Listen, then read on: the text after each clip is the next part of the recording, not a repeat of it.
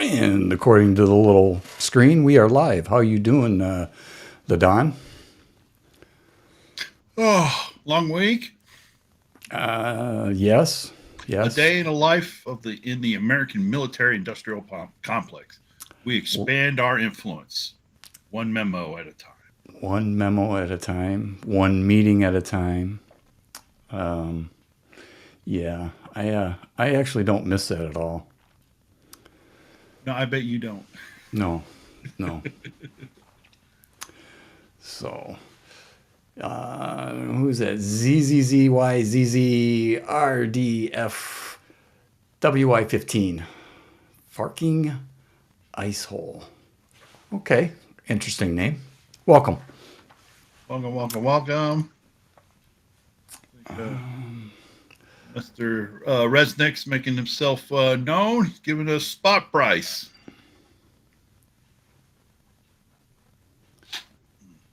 What's he got? 3290 and 3364. I So, really, I really like this. How we put the chat.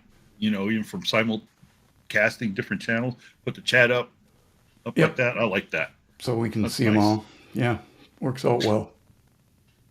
Especially if and when, I should say when, we start doing maybe auctions or buy it nows. Wait. Buy it nows. Buy it nows. Buy it nows. Buy it nows. Oh, wait. Yep, buy it now. I'm sorry. Did I put that up somewhere? Jeez, who was that crazy guy that walked in Yeah, we're kicking around some ideas, not just the Don and I, but some others. So we'll see. We'll see what's going on. But we'll let a few people wander on in, and then go over some ground rules with this new format that we're doing, or at least that I'm doing. But so yes, Andy did say. Let's take a look. He's right. 32.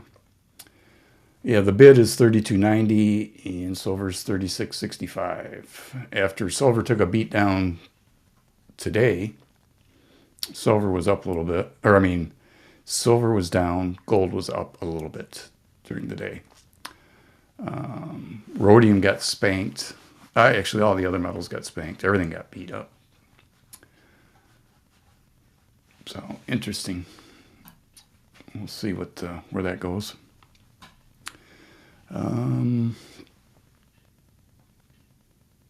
So other than busy with work, what else is going on there, Don? Not much. Work. See, work.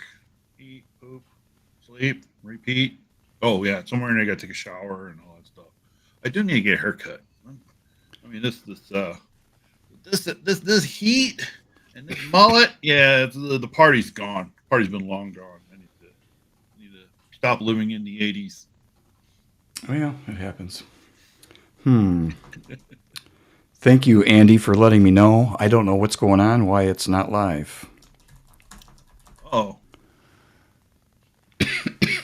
Let me, I don't know. let me see if I can. Yeah, it's not showing you live on your channel. I think Excuse me. it's obviously live on my side. That's weird. Oh, look up in the corner, upper right corner. Your logo isn't showing. Yeah, it is. Let's see if I fixed it. It has mine. Yours should be up there too. It's showing Right? on mine. Okay. That's weird. Well, I don't know what's going on. I've got people in there waiting, but it's not coming through. That's not good. That's a problem. Doo-doo-doo. I don't know how to fix that. I've never come across that. No, it's showing live now. All right. It looks like I'm live now. Okay, you're live now. All right. That was weird. Well, apparently I've. All right. I guess it's fixed. I don't know. Sorry about that. Guess we still got wrinkles to figure out. Yeah, apparently we do. I've never had that. I mean, I've been using Restream for what, over a year now. So I don't know. Oh well, it is what it is. I know we don't have a ton of people, but we're already 6 minutes in because I don't know how to operate my system here. A bunch of talk, and you saw by the thumbnail, well, Gen X being an expert in prattle. Basically, I'm gonna start up some live streams here, at least once a week, maybe more frequently, depending on how everything goes.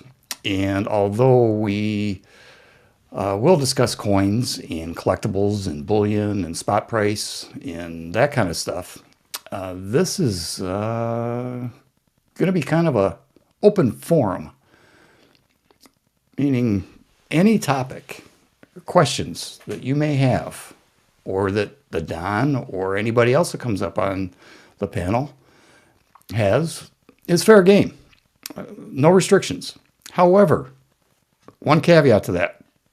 Please remember YouTube terms of service, meaning no bullying, no harassing, no threats, no spamming the chat.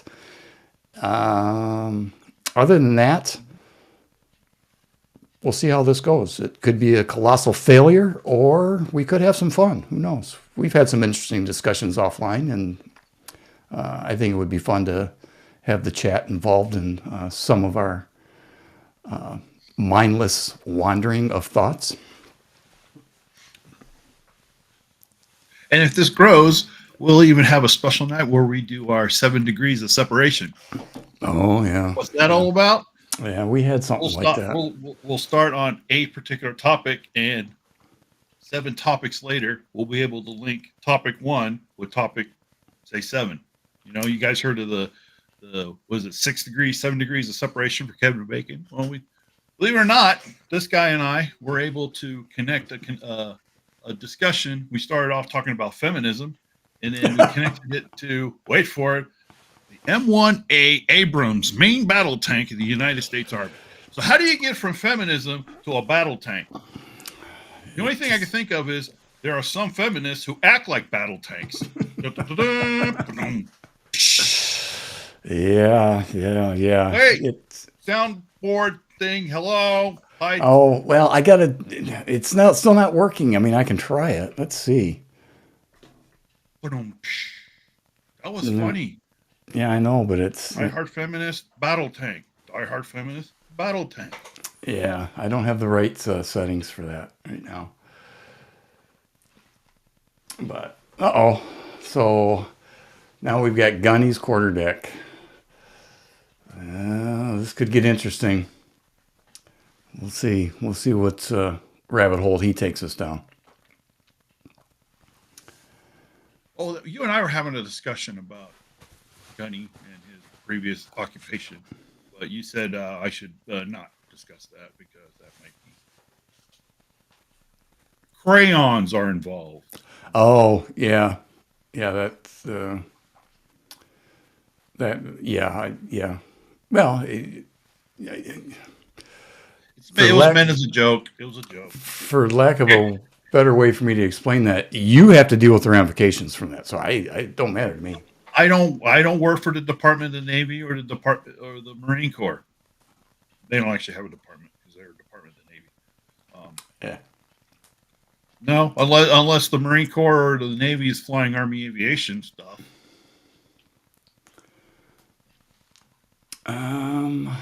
All right, this is an interesting factoid. I believe that is an accurate statement. The Titanic. I want to pose the question. So, United States Marine Corps, they are now entrusted with two particular devices I want to talk about.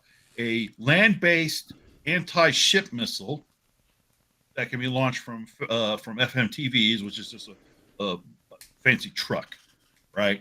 So we're giving the Marine Corps, in essence, we're giving them long-range cruise missiles, and they're flying the F-35 Bravo variant of the Lightning II or the Joint Strike Fighter. So it's the short takeoff landing F-35.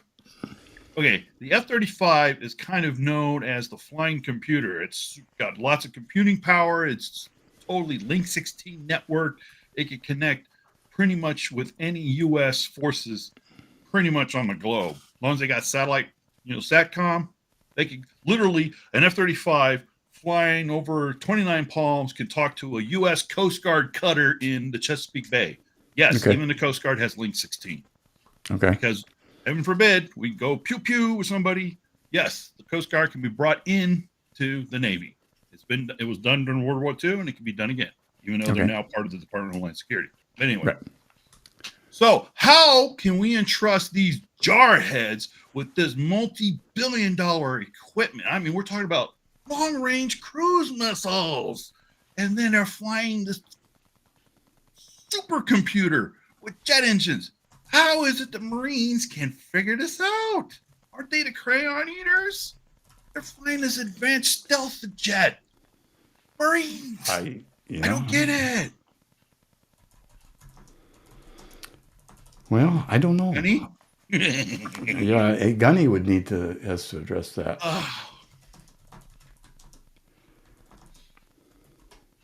Okay, I sucked all the air out of the room. Never mind. All right, back to coins.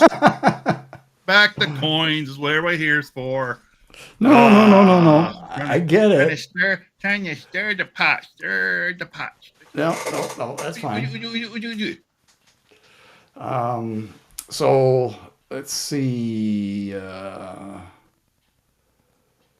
What do we got here? Randy Miller, good evening. Waiting in the Army Purview, but it's sold out again. Yeah, I heard that. I believe they lifted the household order limit.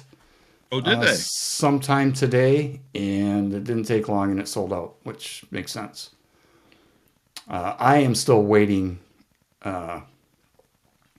to get a shipping notice on mine. It's still I got mine. I got shipping processing. Notice yeah, mine's processing. So I got shipping notice.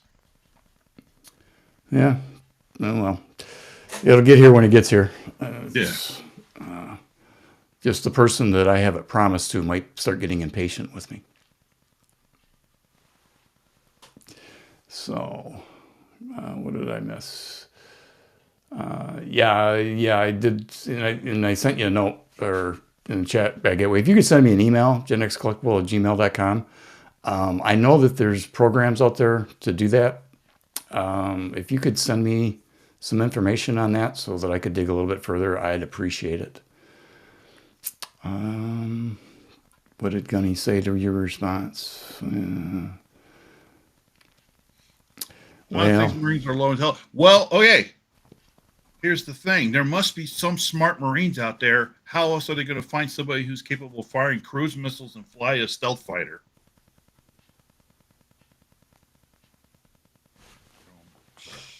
I don't know. Okay, this whole trolling Gunny's not working. Let's move along. Table it, move along. I'm trying to troll him, but no, the creative juices are gone. So it's just okay. Bad joke, bad timing. I love Marines. Pain in the butt, but they're pretty daggone useful. Yeah, they're very useful. They have they are still ranked #1 in the world for the best dressed military uniform. They've always been #1 since Vogue or whatever those fashion magazines does this survey who has the best dressed uniform, and the Marines are always, our U.S. Marines are always #1. And then I think #2 and #3 is like the British Royal Marines, and then I want to say it's like a South African or South American country, like Brazil or Argentina. They're Marine Corps. So go figure. The top 3 well-dressed military uniforms are Marines. They Go are figure. sharp. No, they are the blue. I don't know what they call it. The blues. Yeah, Yeah. and they haven't changed. Gunny, how long has the Marines had those uniforms? The green type. I guess that's the Class A, and they have the dress blues or whatever. So do we trust an engineer that builds it at the lowest bidder? Hey, it's not my fault that you guys want to buy the cheapest thing out there. Okay, I worked on programs where, unfortunately, my project was the most expensive, but it was also the most capable. But no, the Marine Corps decided, no, we want to go cheap. So whose fault is that?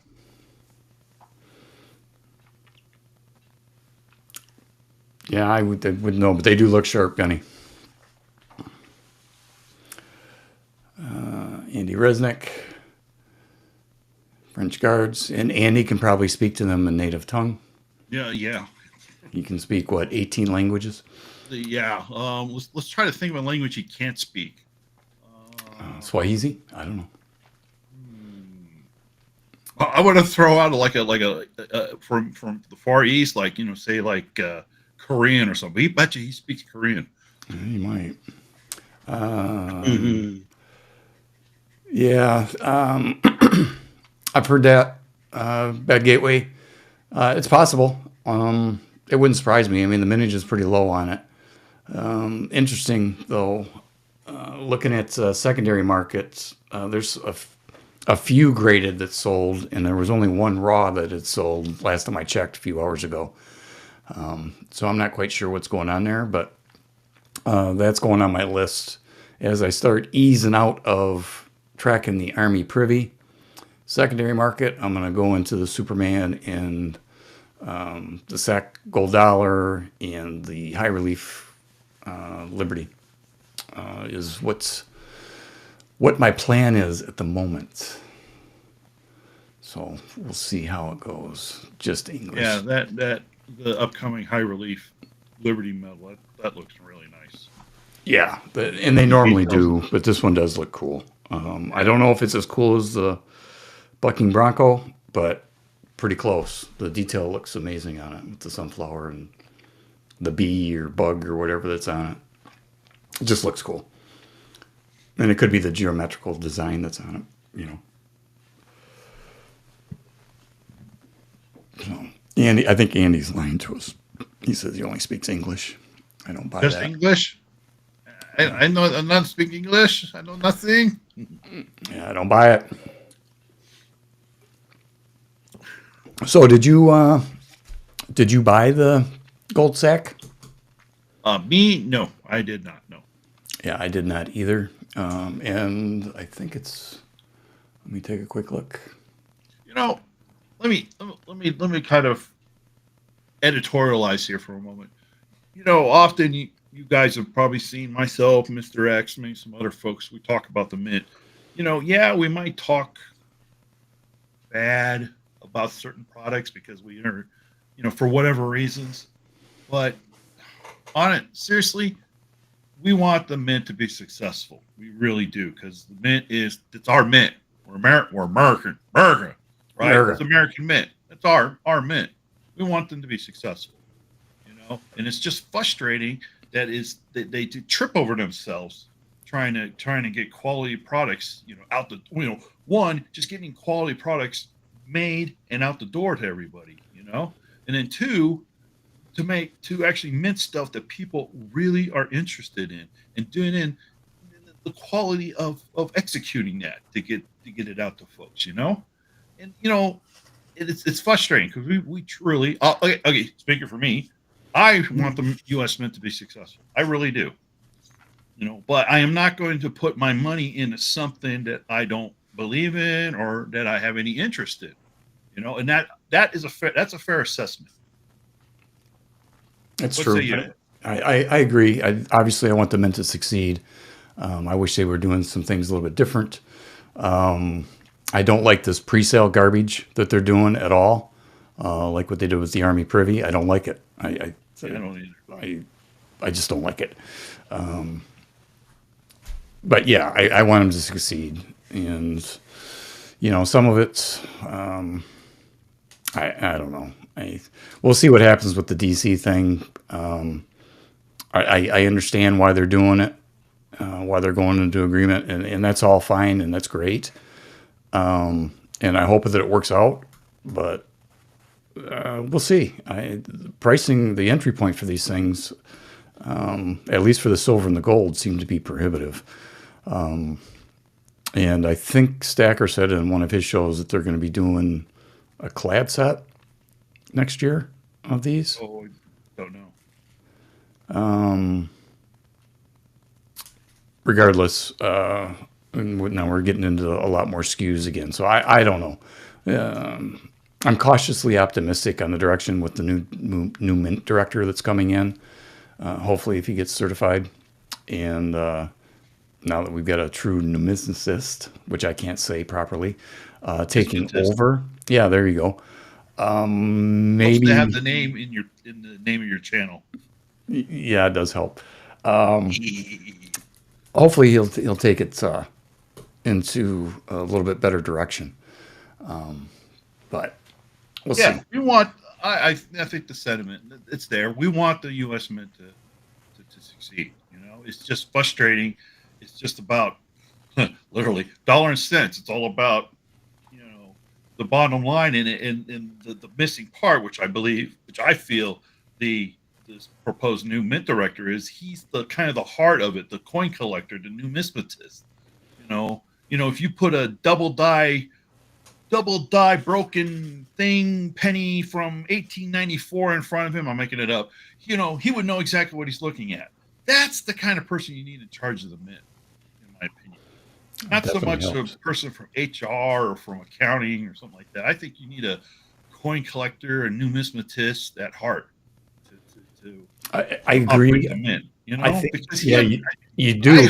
I hope he understands it, and I think he does, because he, as part of his kind of the workup to get people to know who he is, he talks about, he started young with coin collecting, right? So, it's a little bit of heart, a little bit of soul. What's what the U.S. Mint needs right now. Yeah. And I agree. I do hope that he keeps the acting director within earshot, because you do need a numbers person to work on some of this stuff. Yeah. Some of the manages have been way out of line. It looks like they're trying to dial some of that back. I would like, here's an idea for the U.S. Mint, although they probably are not watching this. If they cut back on manages for stuff for the collector, they could come out with more products. They could do like the New Zealand Mint does. Right? They don't crank out 250,000 or 500,000 or something. They put out a couple grand and then move on to the next one. So yeah, and the thing, they have to use the DC comics as for an example, they could do exactly what you're talking about, just like what New Zealand Mint does. They come out with, they just came out with the Executor Super Star Destroyer coin, right? They only did 1,000 of those. That's it.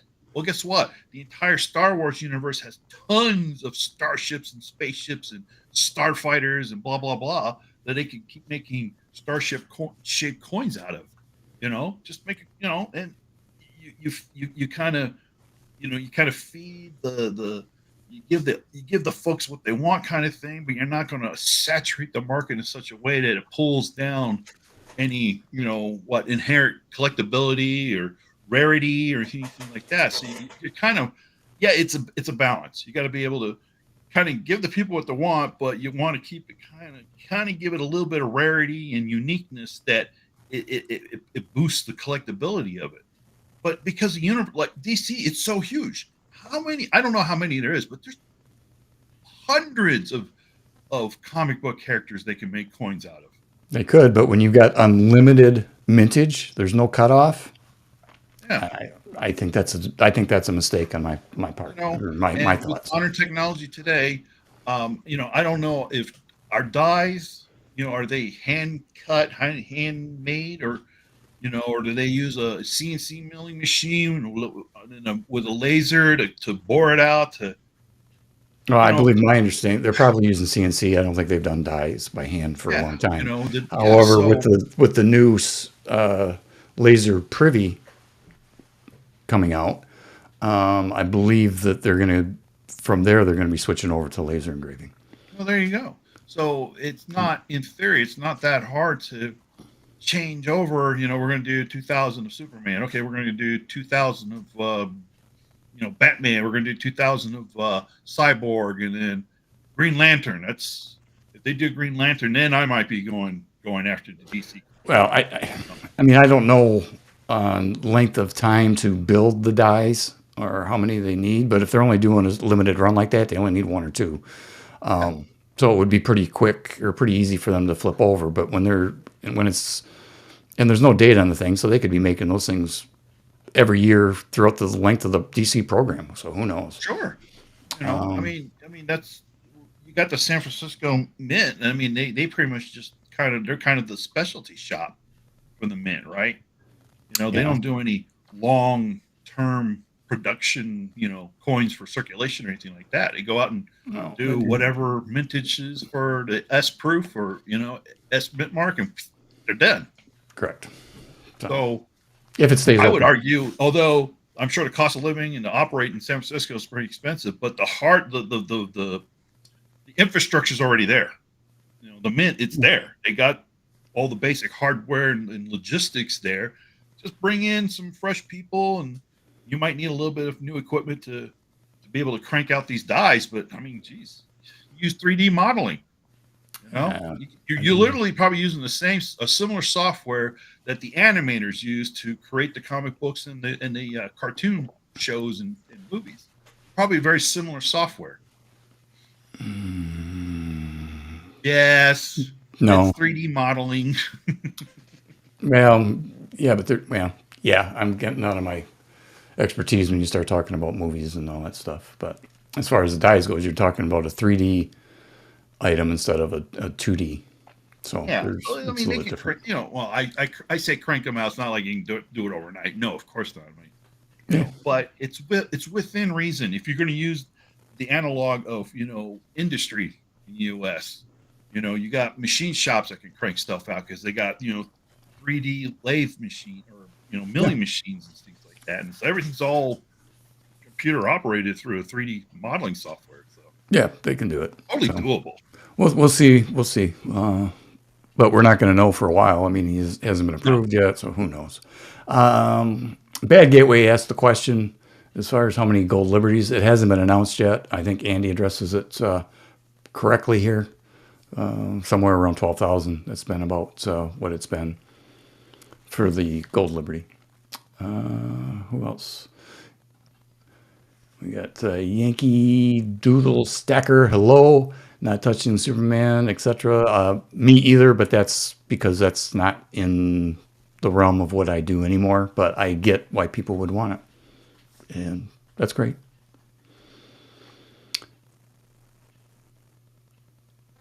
And follows up with American Liberty coins are always nice, though. Yes, they are, and they maintain and hold on or increase in value, which they have shown. Going all the way back to Bucking Bronco or before even. this thing. You actually pulled that out, huh? I told you it's right here. It's right there. I have highs on it. We'll say that for another time. Yeah, we'll save that for another time. Let's just say that that come up in a discussion offline, and he said, "I'll call you back." It took him about an hour, and he finally called me back and busted that out on me. That look what he bought, and I said, "Well, you just got a lottery ticket, buddy." They're selling in raw like that for quite a bit more than what they cost to buy. And I still regret not buying it. I had it, and I just couldn't. I bought the silver, but I didn't buy the gold. Video to collab video to follow. Yes. Let's see. What do we got going on? What's Bad Gateway saying? Royal Community Mint produces a few hundred of upscale gold coins and 1 ounce gold. And I that's, believe. I think the U.S. Mint should do the exact same thing. It's no different than Perth Mint and everybody else. Those high end ones, make it limited. At San Francisco, it's the mint that can do the high end stuff, so to speak. Perfect. Yep, I agree. You know? I agree. Well, maybe that's what I need to do. I need to fly out to New Zealand or Perth and just put together, a proposal. And when the Department of Treasury puts out an RFP, request for proposal, I'll send them a proposal, and since I'm the American, I'll be the primary. I'll be the primary contractor on it, and then I'll sub out everything to Perth Mint, and I will draw up a plan on how we're going to Pertherize the U.S. Mint. Interesting. That would be cool. And that's your word for tonight, ladies and gentlemen. Pertherize. Pertherize.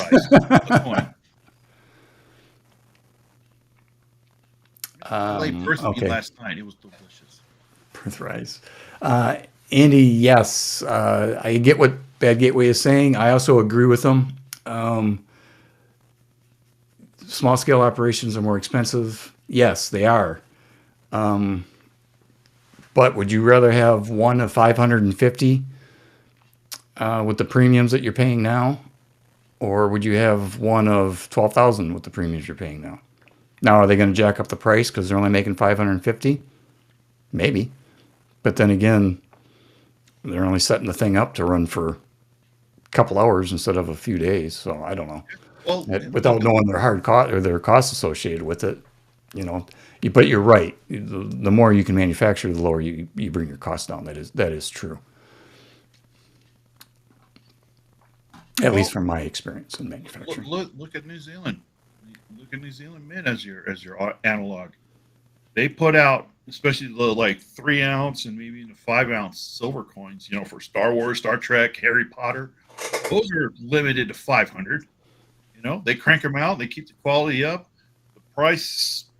I would argue is probably up to date with current spot price and premiums and all that stuff. So I mean, they're not, but they're not like outrageously, they're no more expensive than U.S. Mint. I don't think so. When you break it down, I mean, they're charging $100 an ounce for silver, right? I mean, New Zealand just dropped the last of the blueprint 1 ounce blueprint coins from Star Wars, which is kind of like the old school colored blueprints from like the 1950s and 60s. Well, they came out with a series of coins that are like that, and they have the blueprint for the Death Star, the X-wing, the Falcon, the lightsaber, stuff like that. And the last one just dropped today, which was this past week, and I picked it up, of course. So shocking. But what was I going to lead to? The price on it, 120-ish shipped from New Zealand, and will be here at that front door tomorrow. Yep. That's got to tell you something, So it tells me that we're inefficient. That's what it tells me. And price wise, when I first started buying from New Zealand Mint, especially any of the 1 ounce Star Wars coins, they were around between, I think the first one I bought was like $95 ish, maybe around the $100 mark, and that's where it kind of hovered. Let's say about 100 to 109, somewhere around there, and then the spot's been going up. But obviously, it's gone up too, but it's not outrageously, in my opinion. I don't think. And in the 3 ounce coins, I think they were like hovering at about $299, and I think they're up to like $329 now for the 3 ounce variants if they do a 3 ounce version. And to me, I think that's still reasonable. Consider inflation, cost of goods, services, spot price, all that jazz. Plus, remember, those prices are right around where the U.S. Mint is. Plus, they have to pay a royalty fee. Right, because they got to pay. In the case of Star Wars, they got to pay Disney. Correct. So, it's just interesting when you look at other mints. And they're paying international shipping to get it from that little island next to the fictitious subcontinent of Australia, a little tiny little island next to it. They got to get it from, and it gets from there to that front door. Once it, drop ship, 2 days from when they give me the shipping notification to when I get a knock on that front door to go sign for it. 2 days. 2 days. Across the international date line and all that jazz. You believe that? 2 days. Yeah, they don't mess around. Bad gateway. You bought the sack today. Congratulations. I hope you've got a nice quality coin there. And then his follow-up. Yeah, that does come with it. Maybe get some ramen. You can still get ramens, I think, for 65, 75 cents a bag. Get you loaded up on your sodium for the day, that's for sure.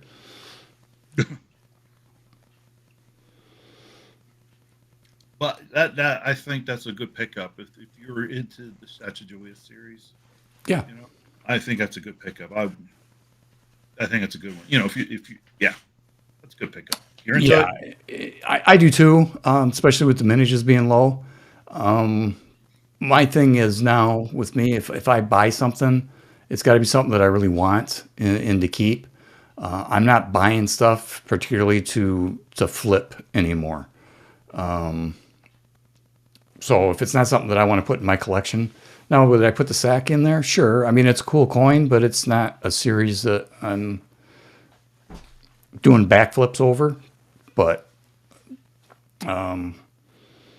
that's my buying style. That has absolutely nothing to do with everybody else in the community and what they like. You buy what you like, and if it makes you happy, but I think long term that's probably going to be a decent coin to have. But we'll see as far as secondary market goes. But worst case scenario, you just sit down and gold keeps going up the way that it is. You'll make that premium back fairly quickly, I would assume. You agree? Mm-hmm. I think so. Yeah. Yeah. I mean, put aside that it's what it is, the coin is Sacagawea because it's gold. I think I think there's more positive things about it. There's more pros and cons for getting it. So, and if hold on to it. I say hold on to it. It's not a flipper. It's not a kind of coin I would say you want to flip. I mean, if you're into that flipping stuff, so be it. I don't think that's something I would feel you want to hold on to and enjoy it, and maybe it's the heirloom piece, or you want to build generational wealth for your family. I think that would be a good addition to any, especially if you're a stacker type, to kind of complement your gold and or silver stack with coins, unique coins like that Sacagawea. I think that would be a very good compliment. Yeah, it's too early to tell. I mean, it could be another sleeper where Sure, yeah, the thing takes off in price, like the high relief Liberty series, right? Like the coin that you flashed on the screen there for a second. The high relief tend to do well and keep increasing. So I would say you're probably more safe with that coin than the sack, but that's only because there's no track record. We don't know. We'll see. And as far as I know, I believe it is still available. Talk amongst yourselves while I check. Nope, it's gone to remind me.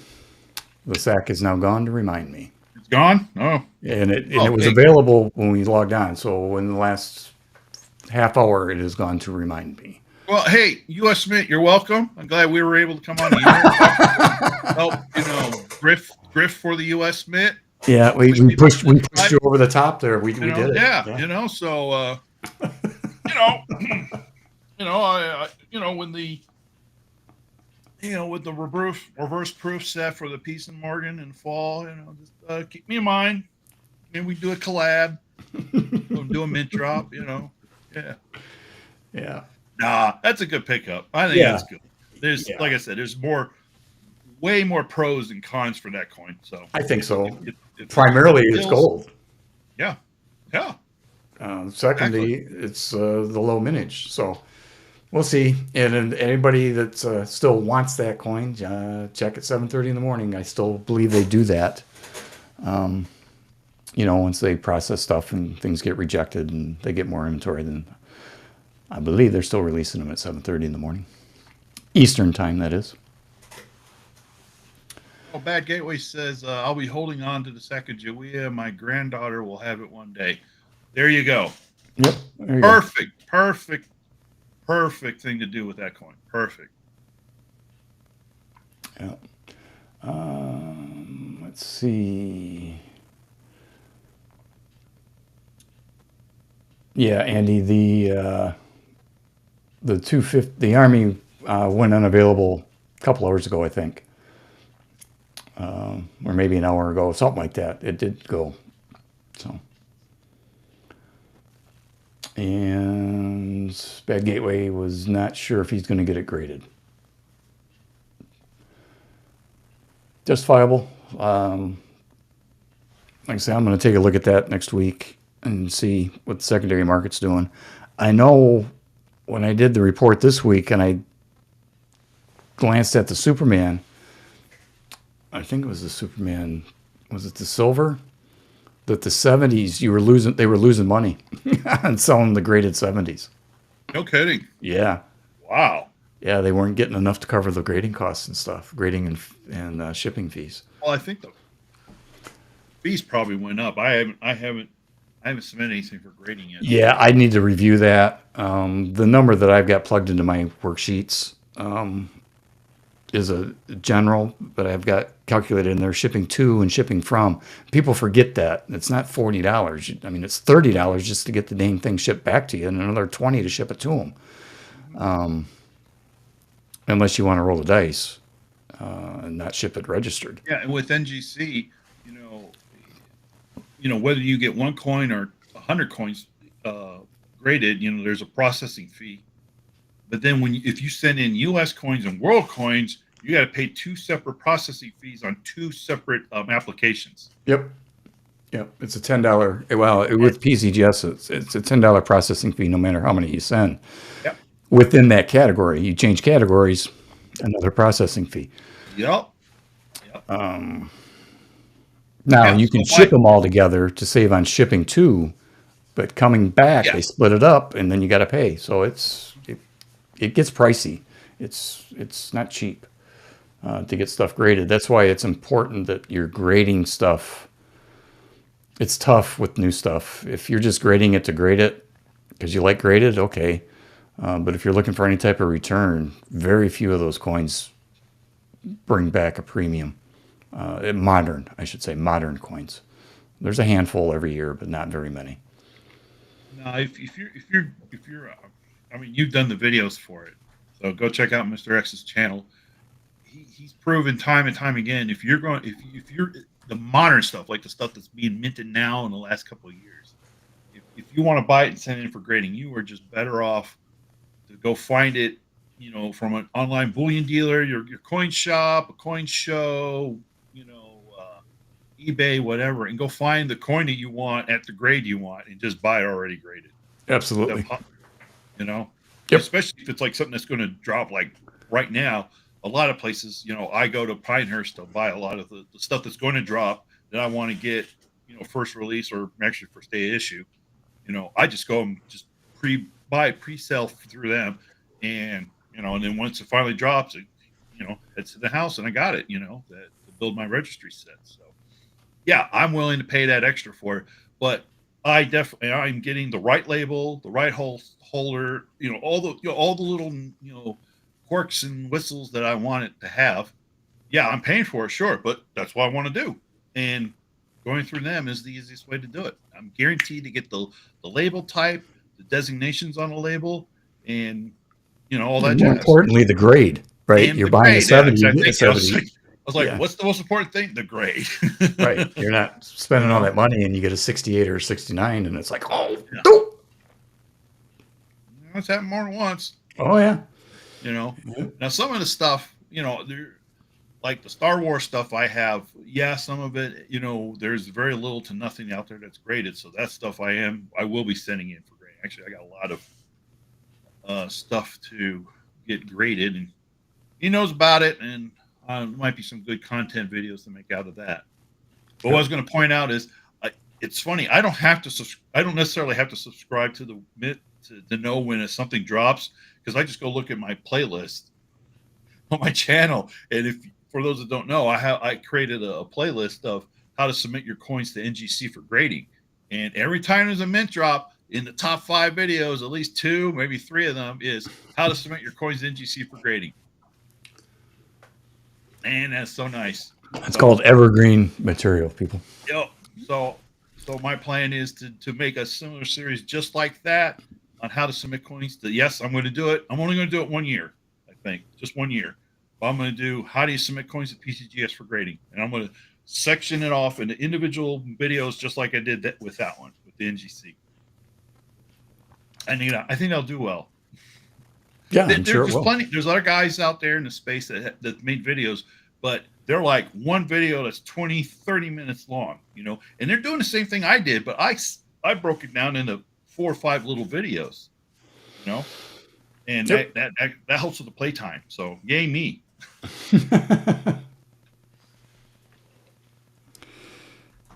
Yeah, I did something like that, but I got too detailed on it for people, and I think it turned them off.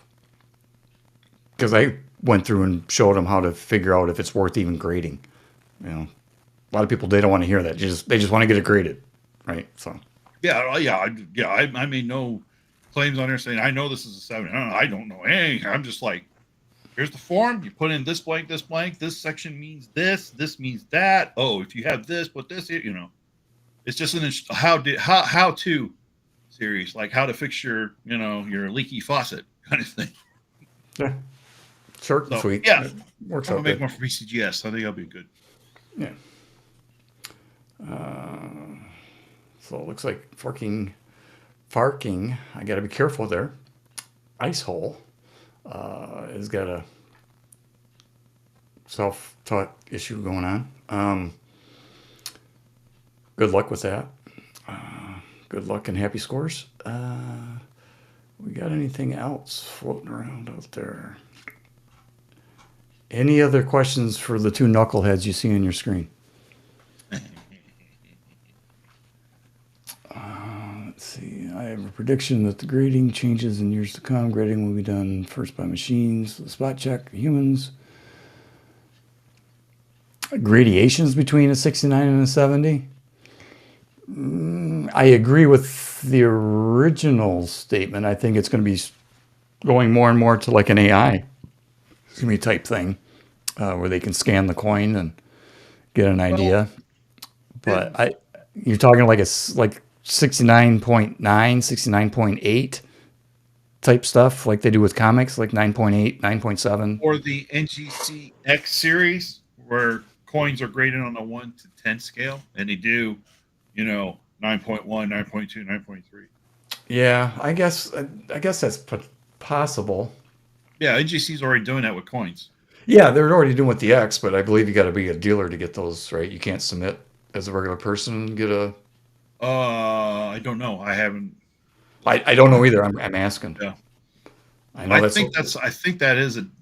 Last time I submitted coins, I think it was last year, and as far as I remember, it's still 70. Shelton, T-O-N, right? Sheldon's. Yeah, Sheldon's.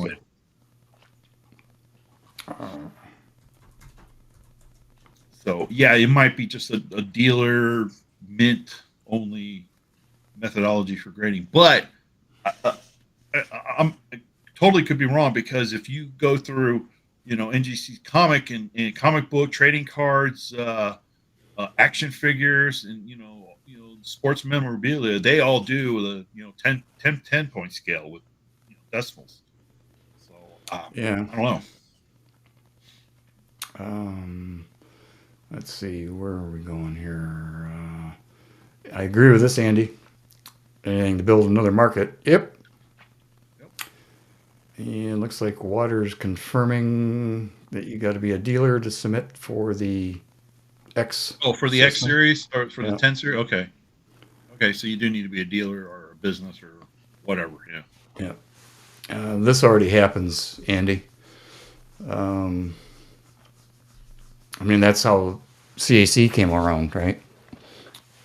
People sending stuff off to get it verify the verifiers or the graders with the beans. Speaking of which, I picked up a graded 69 V75 ASC a while back.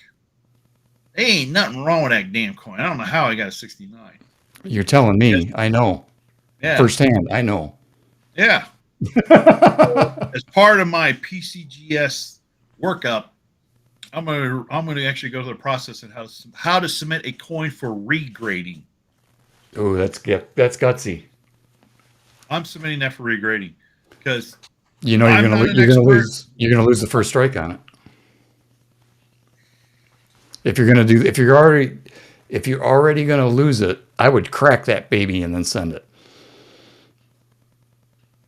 You think so? Crack it open instead of. If the Krakow game, that's what they do. They don't very rarely do they submit stuff for regrading. The people that do that. We'll talk. Yeah. We'll talk. But that's my plan because I'm convinced it's a 70. Well, okay. You tell me this. Well, maybe this would be part of that video workup. Is it better? Is there more dollar value to it if I keep it the first strike 69, or if it just becomes a 70 without first strike? 70. Okay, then. See, that's worth the gamble. I think so too. Yeah, I think it's worth the gamble. Yeah. Which grading company do you prefer?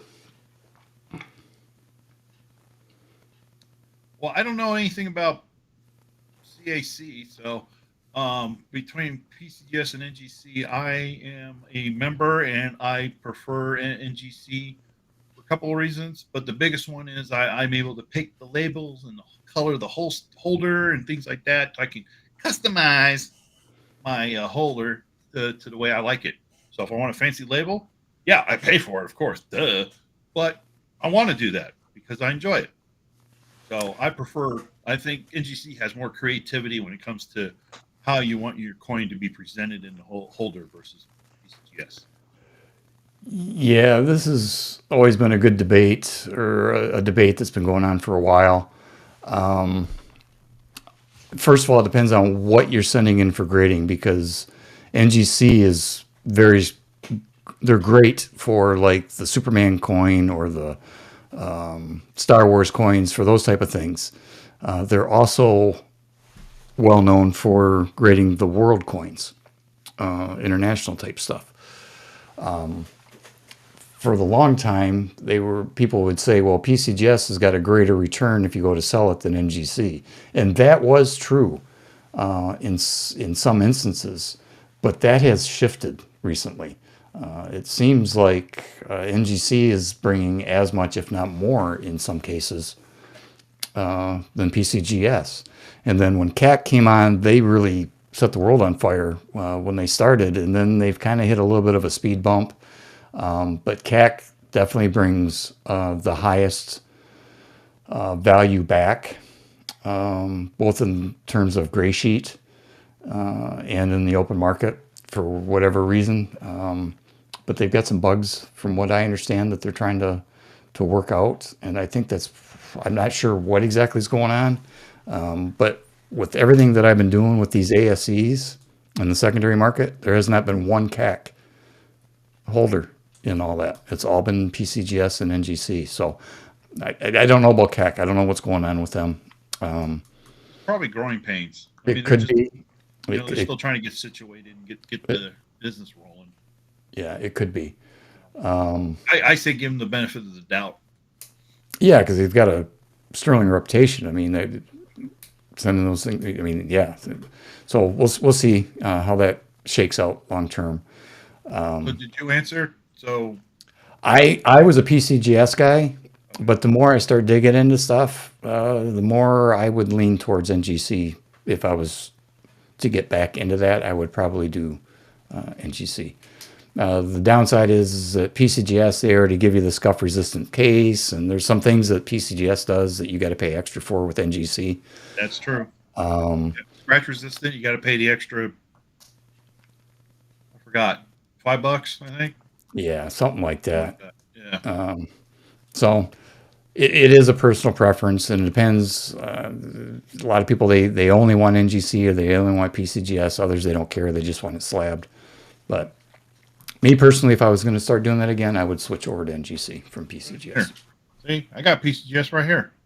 Yeah, and So, there's nothing wrong with nothing that. wrong with it. Nothing But wrong with it. the turnaround time seemed to be a little bit better with the NGC than PCGS as well. Yeah. Hey, Mr. X, really quick, if you don't mind, let me just shout out really quick to Chris Lestrange, to Yote Fan, and Legendary CEO. They're over in my chat. Just want to say good evening to you guys. Thanks for showing up. Really appreciate it. Absolutely. Absolutely. Now that's an interesting question or a proposition you brought up. Potentially, could it be AI that's actually grading the coins? Well, I think between you and I think what was it, Andy, that brought it up? Yep. That's a good question. Could it actually be an artificial intelligence that's, with the cameras and sensors and everything that's actually going to look at the coin and go yay or nay? I think so. They've already got the apps. All you got to do is take a picture of it and it tells you what the coin is. Yeah. Now, grading is a little bit different than just identifying it. I get that, but why not? But that's just a matter of software. You can tell it, hey, the coin needs to have this X amount of reflectivity when you shine a 500 luminous, light on it or something. Or, you can set up parameters. It's all software, because, cameras, video sensors are used in manufacturing all the time, to inspect parts, make sure they're the right length, the right width, weigh it, make sure it's the, so, the technology's there. It's just a matter of getting the sensor and the software to connect and make it happen. So it would not surprise me. It became automated. It wouldn't surprise me either. Here, take it to the next step. Hey, NGC or PCGS, what if you had a special grading division that is AI and you had to come out with a special series that's AI graded? Now you're giving them ideas to make more money. What's that? Thanks for giving them more ideas to make more money. Well, yeah, you're right. You're right. Yeah. Let's see. What are the possibilities? Brings up, I forgot about Annex. Annex, nothing really wrong with Annex. Now they seem to have straightened it out. But Annex has always been the preferred grader for varieties in errors. Their range to get attributed is vast. Just about anything that's attributed, they'll put on the label. Where PCGS and NGC, it's got to fit their specific parameters. I think it's got to be in the top 50 or something like that of those categories. On NGC, you can go to the website and go into whatever coin series you're talking about, and they will list the errors and varieties that they the varieties. That's the word. Yeah, they will list the varieties that they recognize. And but if it's not in that list, now here's the thing: you can apply to them and say, "Hey, you don't have this variety. I am applying for it." But if you're willing to, and you have a coin that's legitimately a new variety for it, they might go for it. But that's a lot of work. And well, even worse, I've heard stories of people that sent in wanting the variety or the error attributed. They take your money, but because it's not on their list, you don't get that designation on the label, and you're out the money. No, but that's what I'm saying. You can apply. You can apply, but you can apply for it, but tell them specifically, I want to create a new variety. It's in there. You could do it. I know you can, but have you known it? I haven't heard of anybody succeeding in that. Have you? I didn't say they were successful. I did not say that. I did not say that. Yeah. Don't move the goalpost.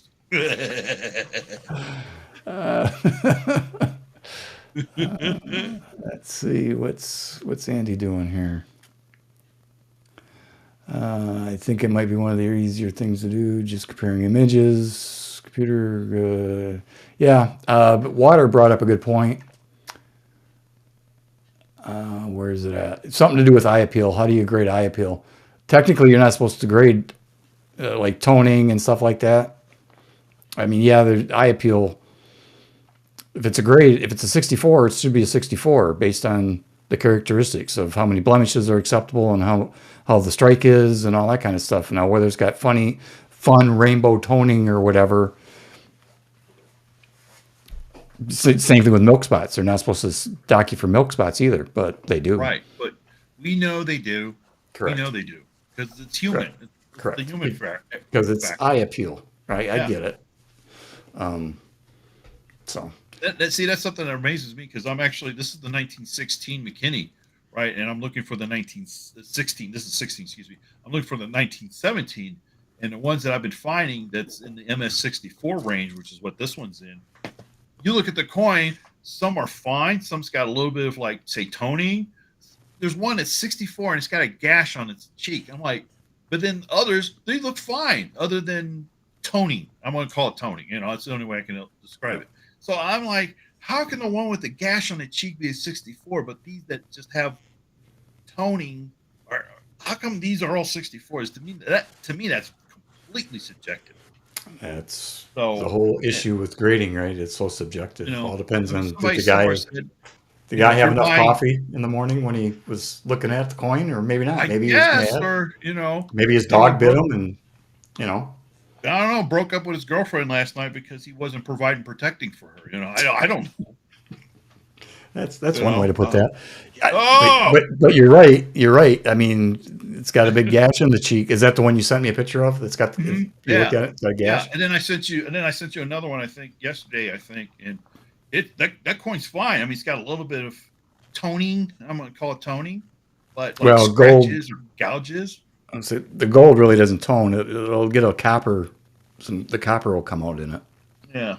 So I was thinking getting that one because that was actually, I think it was like 680 or 690 they want for it. So I was just like, that's not a bad price, you know. So Yeah, that's the one that was less than retail, gray sheet retail. Yeah. Yep. Yeah. So I think I'm going to pull the trigger on that one. That way I finally complete these two. Then you got your set done. Yep. And then, since we're talking about PCGS and NGC, right? This is PCGS, so I want to get the companion, 1917 in 64, right? So now I have PCGS in both years. Guess what I'm going to do? I'm going to get the NGCs. It's 16 and 17. That surprises me not. Surprises me not. That way I got both of them. Whatever makes you, if that makes you happy, then I'm just weird that way. I was like that. I was a completist. I had to get everything possible, but not multiple slabs. But if it makes you sleep happy at night, then by all means, you do that. Oh, it's fun. It's the fun factor. Well, it's about the fun. The hard thing is finding.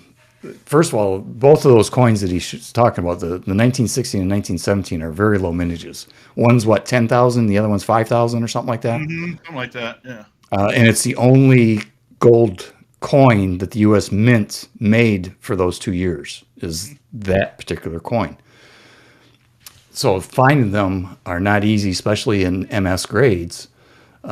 16 is a little bit easier to find, but that 17, boy, that's a tough one. That's it's a real only tough now. one. It's only in the last couple of weeks that I've actually starting to see them pop up. Which makes you kind of think, okay, why are they all of a sudden now starting to surface? People, need to cash out, or what's there are other factors, because they were nowhere to be found until recently. So that's why I've been emailing them. Hey, I saw this. What do you think? Yeah, people need cash and they're selling gold. I mean, they may have probably bought that for, I don't know if it's worth 700 now. They probably bought it for 4 or something like that. And they can make a couple $100, so they're selling it. Who knows? Oh, and by the way, the reason I've the quick story on the 1916-17 McKinney, I got the idea of I don't want to get a whole bunch of pre-33, but I wanted to get a few pieces just to kind of complement my stack, right? I was like, okay, what do I want to get? Well, I got this. I don't know where I think I actually got the idea from Mr. X here, that I wanted to get the gold coin from the year that my grandparents were born. Well, my grandma was born after she was born in 34. No gold there. But my grandfather was born. Wait for it. I thought I screwed up the number, so I thought he was born 1916. So I got this, and then oops, he was born 1917. But what I learned is that 16, 17 had a unique commemorative year for the McKinneys. So it was like, oh, I got my first registry set. I'm gonna get them both. Ta-da! So that's where this came from, and that'd be a good topic for another stream. Is talking about pre-33 gold. Is it how does it relate to you? If you're a stacker, how does it relate to what you're stacking? Is it a complement? I'm going to use got to be very careful with this word, but investment. People look at like a comic, like old comic books or a painting or something as an investment piece or something like that. Can these be considered an investment piece? And I'm using that word in air quotes, folks. So don't take it. Just take it too far. Okay. Maybe that's something we can discuss for another time, though. Yeah. Yoke fan, nobody knows why it went unavailable and then reavailable again, but they are now unavailable again. They went to remind me sometime this afternoon. Oh, Andy answered it. No one knows, dude. I think somebody said the P&D roll for the Texas Innovation coin sold out. Yeah, I heard that. I believe talk amongst yourselves while I look at the website. I think the 100 coin bags are still available. Yeah. Making my way there. Yeah, that's nice. Yeah, I went ahead and got a P&D set myself because I'm a big NASA fan, and on the coin where you have the astronaut in it, where it says United States of America, it uses the 1976 NASA font. So yes, both the rolls, all the innovation dollars that has a NASA theme on it, all of them use that 1976 commemorative font from NASA. Yep. And the rolls are gone. The bags are still available for both P and D. So only the bags left? Yeah. Yeah. Yep. Well, if you buy the bag, you will at least get most of your money back because it's like what, $123 or something like that for a bag. $123.50. And there's $100 in the bag, right? 100 coin bag. So yes, $100. Yep. So it's $100. So you're out $23. If you go take it to the bank, cash it in if you don't like it for whatever reason. At least you get most of your money back. Or if you want to work your tail off, you can list them on eBay for $3-4 a piece and make a little bit of money. Yeah. But that's a lot of work. Yeah. And they on the rim of the coin they say was an American Innovation dollar.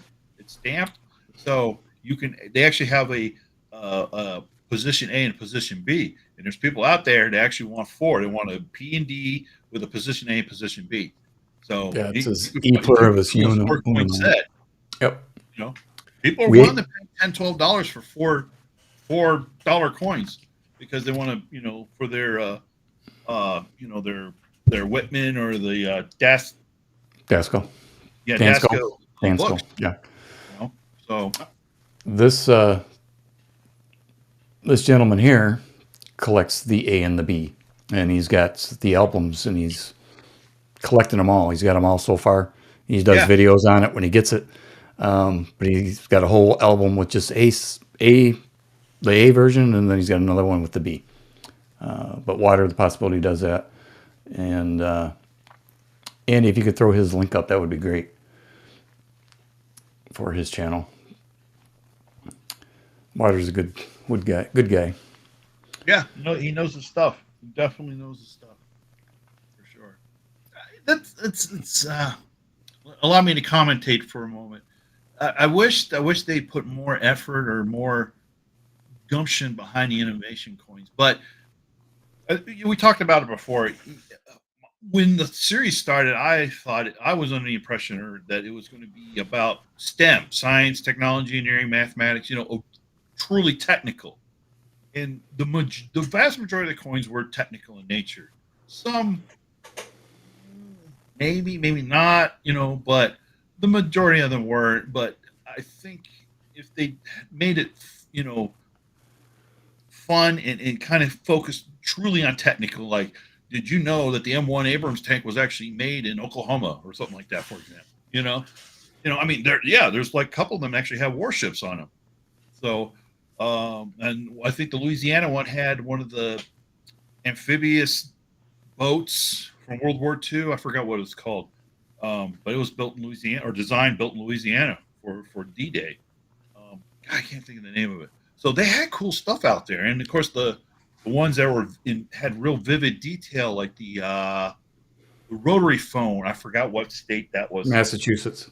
Thank you, Massachusetts. Really vivid detail, and that one's I think is probably one of the most popular of the AI coins, and it's because of the detail. And that's I wish they really concentrated on that. It's really putting vivid detail into the coins, and I think that would have helped keep the popularity, bring it up, because I think it's kind of fizzled out.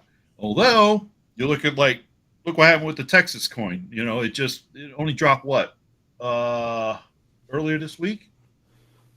And the P&D the rolls are gone, so it won't be long before the bags are gone either. But people want that detail. It's all, literally a full astronaut in a spacesuit. So and they use the NASA font. So yeah, I wish they put a little bit more into it.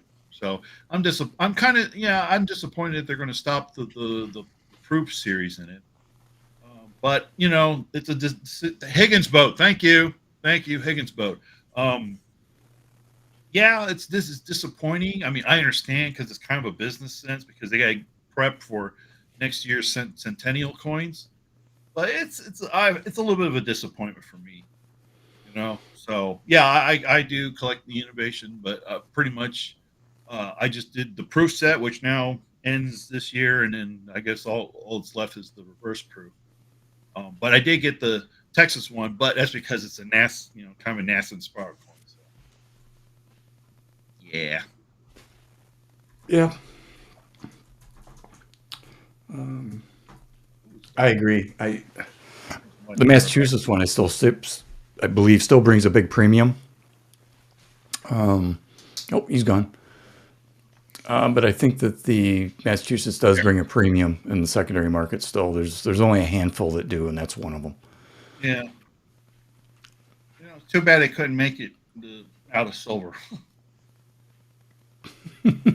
Well, I think that, I've said it before. I'm not sure if I said it where I said it, but the only way that program was going to get any legs and be popular like the quarters, the state quarters that revived coin collecting, but that was because they were in circulation. Innovation dollars are not in circulation.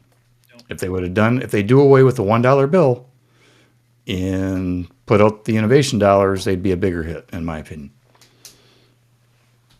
But what do I know? I'm just a grumpy old Gen X guy. Yeah. And by the way, the Texas one dropped on the 29th. 29th. Okay, that was Thursday, Friday last week? No, it was Monday? It was Tuesday. Tuesday. Okay, yeah, Tuesday. Oh, there you go. 48 hours. The P&D roll's gone. Yep. Yeah. What do we got here? It's not hitting there. Oops, wrong one. Hitting the wrong column. Yes, fan, they are still going to do the reverse proof and the rolls in the bags, but they are no longer doing proofs. Yeah, no more proof sets. This is the last year. Now, will they bring them back with the mint? Who knows? Jack, just say again for Jack because he just posted. Said, yeah, the last of the regular proof of the American Innovation is this year. This will be the last year for the proof set. Reverse proof, you continue doing till the end of the series, I assume. Right. But, just the innovation dollars we're talking about, not the regular proof set that you're thinking. It's just the innovation dollars. Yeah. This, by the way, this the last year of the American women's quarters, right? Yep. 2 years ago was the last year for me.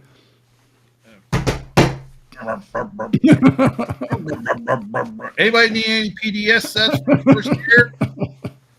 What do I Oh, have that's right. You there? have some, don't Look you? over there on that table. Oh, maybe people. Yeah, that's right. You have some of those. Yeah. You may see those on a future stream. Yeah, they're gonna be like Mortimer, sell, sell, sell. Yeah, gonna see some good deals coming up. So stay tuned. Yep. Somebody's channel, we're gonna be maybe some of that stuff over there. Price to sell. Now, the running joke between some of us in the private chat is the Don here likes to order stuff, like all of us do. However, most of us are normal human beings, and we open the package when we receive it. The Don, I think, likes to collect the boxes, and he's got stacks of boxes that he hasn't opened. How many years worth do you have? If you don't mind saying, I mean, I know this is getting kind of personal, but how many years worth of boxes do you have there? Going back 4 years, maybe? How long? On some cases, not all coins. Some of them you open up, but would you say 4 years old still in the shipping box? Yeah. I still have the limited edition silver proof set from 2022 in the original box from shipping from US Mint. Yeah. So he collects a little differently than most people. Yeah, but I stopped that bad habit. Yeah. Hey, I'm going through it. I am actually going through it. It's slow but surely. But, I'll get a text. When did they issue this again? Well, this guy was starting giving me hack. He was just like, we were talking about those, the Liberty coins, and I told him, oh, I think I got the Bunky Bronco. He's like, you did not get that. He was complete denial. He never told us. He never told me. I didn't tell anybody.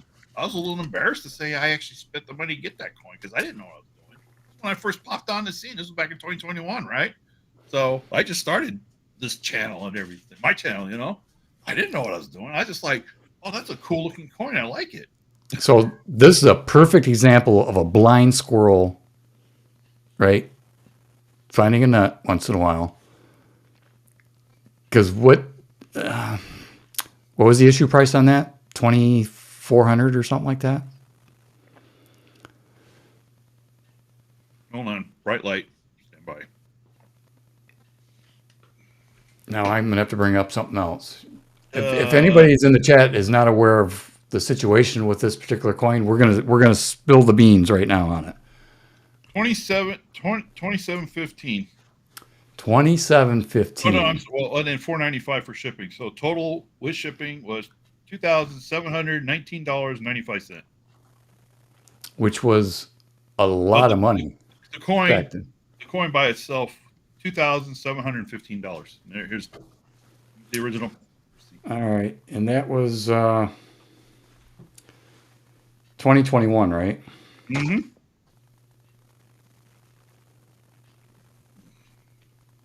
So I'm checking one thing first. So spot price in 2021 was $1,799. So that was an expensive coin. Yep. Now it fluctuated up and down, but that was the overall average, around $1,800. And you paid 27, right? That from the mint, direct from the mint. Yep. Here, literally got the receipt, as people say. Got the receipt right here. Yeah. Now, a lot of money back then. What do you mean back then? That's still a lot of money. Well, yes, I'm just trying to. I phrased that wrong.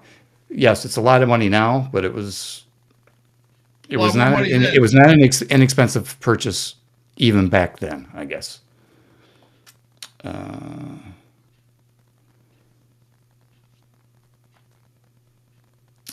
That coin that he just showed, that he paid $2,700 for, the dealers right now are paying around $7,000 for that raw.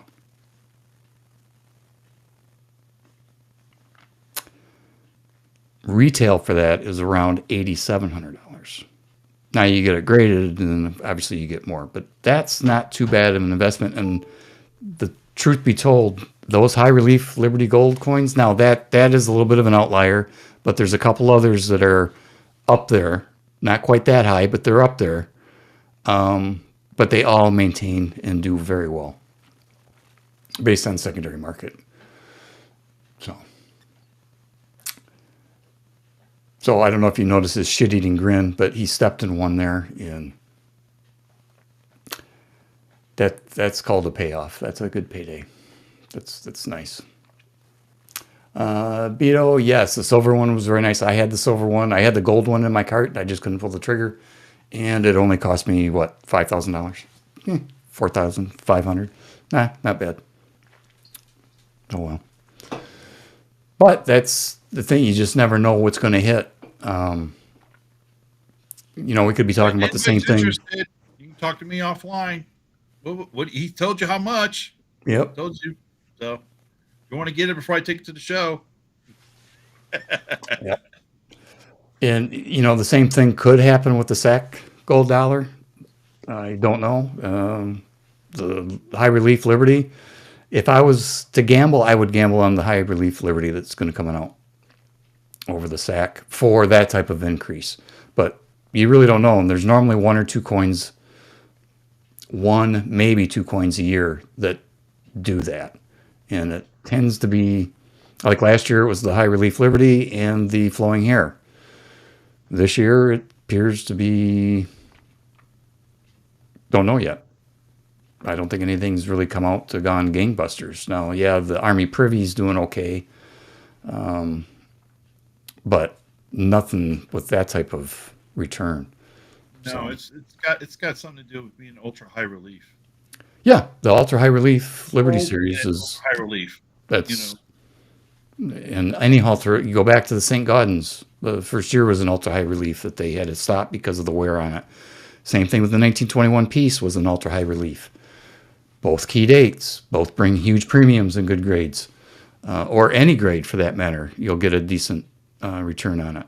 So anything that's ultra high relief seems to do very, very well long term, as far as you don't have to wait a long time, I guess, to make your premium back is what I'm saying. Beef Supreme, maybe everybody's waiting for the 2026 drops for spending their money, possibly, because there's a boatload of them, right? Not only you've got the remake of all the circulating coinage, but you've got those 5 or 6 gold. If Water's still here, he'll know. They're doing the gold coins. The first one they showed was the Mercdine, and I know there's a list of them. I don't know them off the top of my head, but I know when they did that in 2014? 2014 or 2016 when they did the Centennial series. Must have been 16. Those are highly sought after, and those have a higher return than the gold value in them as well. We happen to know somebody that is trying to collect that series. It's only a 3-coin series. The dime's the easiest one to find, and is also the least expensive. The rest of them get harder and harder to find. 2016, thank you, Andy. Harder to find, and the price goes up on those substantially.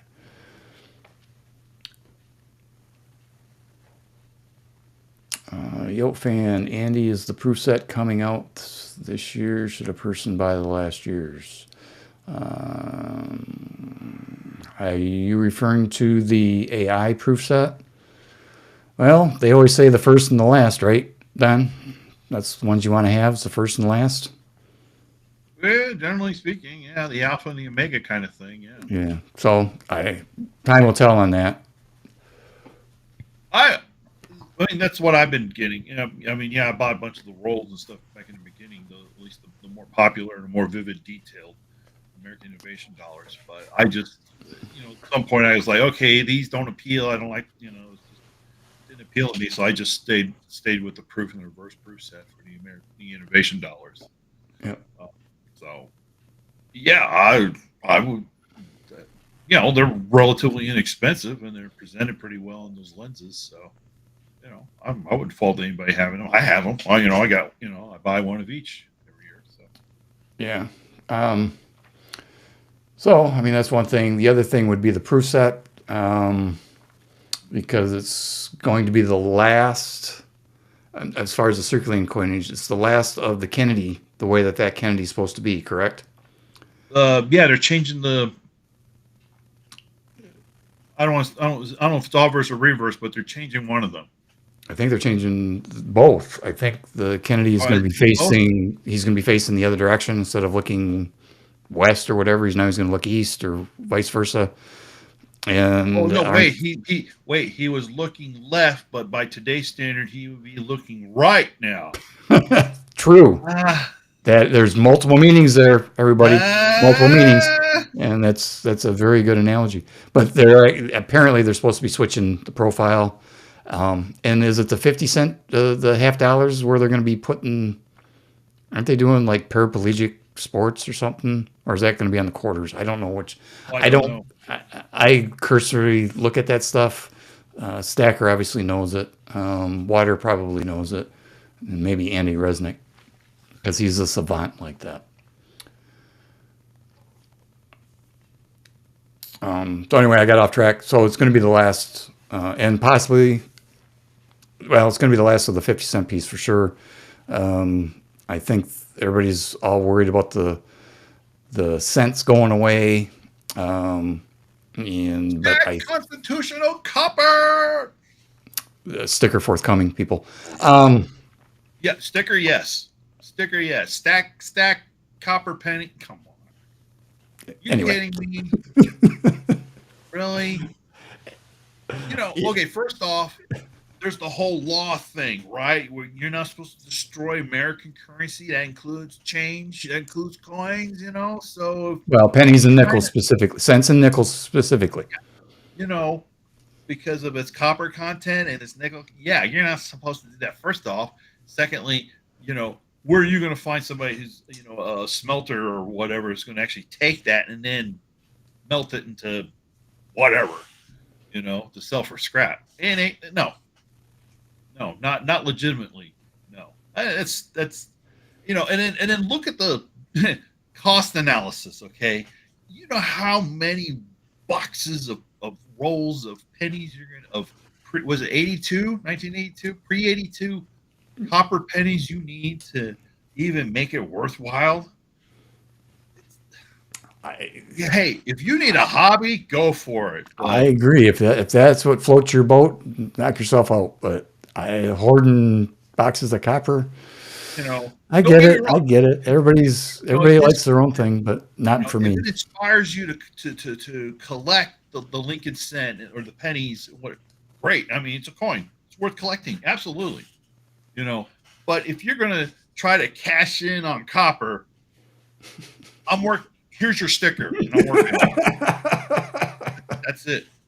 What was it? What was that comedian? Bill Inval. Yeah, here's your sign. Here's your sign. Here's your sticker. Oh, that's it. Stack constitutional copper, and then on the bottom, here's your sticker. Oh, there you go. That's actually really good. Yep. Talk amongst yourselves. Let's see. Yeah, bad gateway. There's lots of people in your same boat. So it'll be interesting. Well, it'll be an interesting year. I think there will be something for everybody next year for sure. Yeah, I think so. Yep. So water confirms Paralympic sports on the halves and U sports on the quarters, and brand new Washington obverse. When everything comes back in 27. All right, I'm having a problem with my headphone. There we go.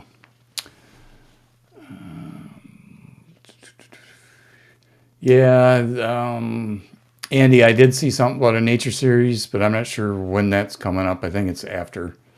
I mean, they're years and years in advance as far as what they're planning, but be interesting to see what the. Oh, no, apparently I'm wrong. Andy said I'm wrong. Okay. But, like I said, with the potential new Mint director coming on board, we'll see what kind of direction they're going to go. I still am not sure if the Mint director or the department or the Treasury director gives the marching orders for future designs for the Mint. Oh, Stacker. He knows Stacker.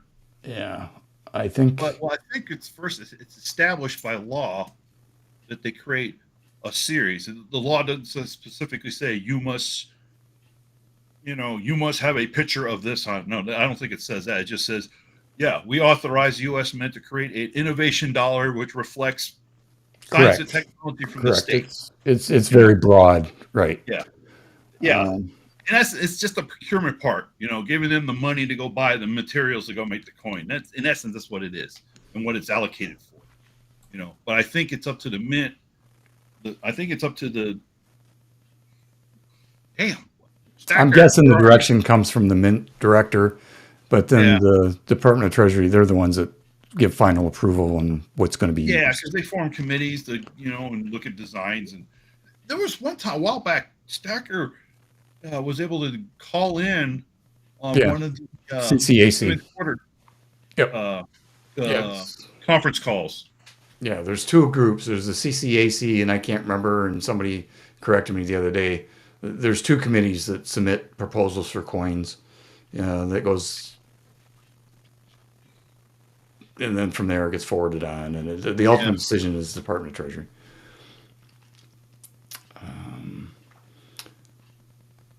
Let's see. Bad Gateway's got a question. We're going to be wrapping this up here. My back is starting to get really tight. Laser engraved eagle will cause a buying frenzy. I'm not convinced of that, but I have been wrong a lot. And I think Andy's got it probably right, similar to the Army Privy. I don't see the big deal, personally, of laser engraved dies. It's more precise than CNC.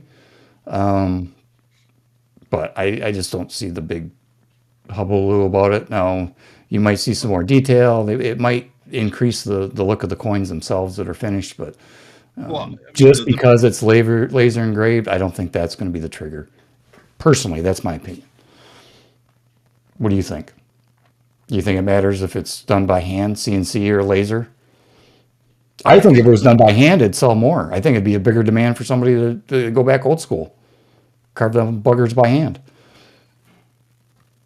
I think it depends. I think it's almost like a generational thing. I think the older crowd would prefer a hand-carved die, with the younger crowd, laser engraved. That's the wave of the future kind of thing. So kind of similar to vinyl and digital. Yeah. For music, right? I prefer vinyl. I appreciate digital. It's cleaner, but there's something about the vinyl that just, you can't beat it. I'm sorry. Well, vinyl has made a comeback. Oh, yeah, it has been. Those vacuum tubes, by the way. Yeah, I know. That's crazy. I think the Newman director, yes, we did touch on that earlier. Beef Supreme, yes. I think that is going to make a difference, hopefully. Jack, you missed it. They went unavailable, buddy. They were available until right after we started the show, right? So from noon until about 7, quarter after 7, 7:30, somewhere in there, and then they went available. So I would check tomorrow morning. Unless you're talking about secondary stuff, now you're going to be paying a little bit of a premium. But check. What time do they do that again? 7 a.m. Normally they do it around 7:30 Eastern. 7:30 Eastern. Yep.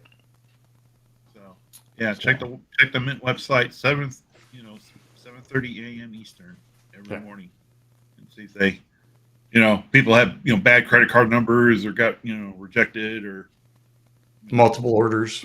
Yeah, multiple orders, Yep. stuff like that. So Okay. yeah, keep an eye out for it. Yeah. So we're going to wrap this up. Don, you want to give your parting shot, or you want me to go first and you wrap it up? No, it's your channel. You wrap it up. Oh, okay. How do I exit out of here before?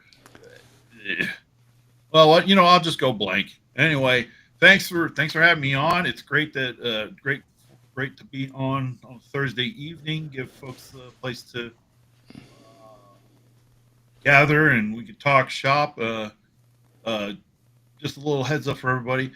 Yes, we are definitely, we welcome coin questions. We welcome precious metal questions. But we're also going to branch out and do some other things too. But tonight, it's just about getting the community back together on a Thursday evening. I think mission accomplished in that regards. We're going to continue doing this. So I'll have my show Sunday nights, and this will be Gen X's show on Thursday nights. And we're also planning on just doing improv pop-up live streams just here and there, just for people to get together for 30 minutes, maybe an hour, just to talk about the weather or whatever, just to get together and just talk, and no set agenda on anything, just chat. And if we haven't been obvious, we will be doing some kind of buy it now sale soon. I'm just put it out there. So no question. Yes, we'll probably do a couple of buy it nows during this year. Okay. So yeah. So thank you, sir, for having me on. Thanks everybody in the chat. Thanks for being on our channels, both our channels. Please subscribe to both our channels if you can. And with that, obey the laws of thermodynamics. And if you can break them, call me, because we can make a lot of money. Thank you, Mr. Boulay. And yeah, same thing Don just talked about. Appreciate everybody coming in. Just threw something up quick to get together and chat. And he's right, because of the community, we enjoy talking coins and different things like that. But we're going to branch out. And if you got other questions going forward, just throw them out there. We don't care what it is. We'll talk about anything. So again, thank you, everybody. Thank you, mods, for joining and the good conversation. We appreciate it. So